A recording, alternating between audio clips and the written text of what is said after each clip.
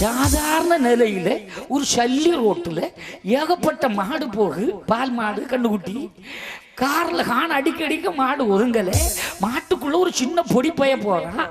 Driver சத்தம் ஒன்னு பையனே பொடியன இறங்க, நீ அவனை போய் சத்தம் போடுகன்ட்டு காருக்குள்ள இருந்த பெரிய மனுஷன் வெளியில இறங்கி, டே தம்பி நில்லு பாக்குறான். ஆளு உயரமா இருக்கு.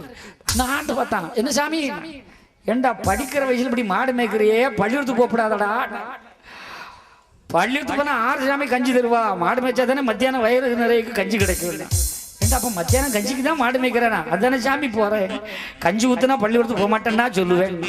சின்ன பையன் சிறுவன் தானே, மாடு மேய்க்கிறவன் தானே நினைக்காம ஒரு பிஞ்சு உள்ளத்தில் இவ்வளவு நஞ்சு கலந்திருக்கிறதே என்று நினைத்து இந்த உலகத்திலே, அதாங்க ஒண்ணு, இந்தியாவில் இல்ல, இந்த உலகத்திலே முதலாக கல்வி கூடங்களில் கஞ்சி கலையங்களை திறந்து வைத்து கல்வி கண்ணை திறந்த உத்தம பெருந்தலைவர் ஐயா காமராஜர் பிறந்த நாடு.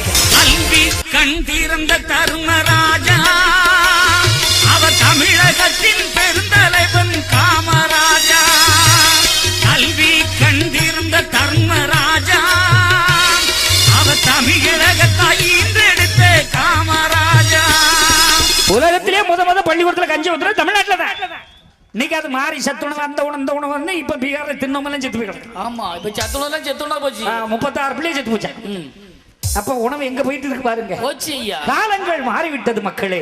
மக்களுக்காக வாழ்ந்த தலைவர்கள் நாட்டிலே இருந்தார்கள். இன்று தலைவர்களுக்காக வரும்போது ஒண்ணு இல்லாத ஓட்டாண்டியா ஐயா ஓட்டு போடுங்கன்னு சொல்லுவான். ஜெயிச்சம்பரம் பார்த்தா ஸ்கார்பியோ யுனோவா 10 கார் வெள்ளனுக்கு எப்படித்தான் வந்து அவங்க நீதியை காப்பாத்த வந்தவங்க. என்னையா நீதியை காப்பாத்த வந்தவங்க? நிதியை காப்பாத்த வந்தவளா, நீதியை காப்பாத்த வந்தவளா தெரியல.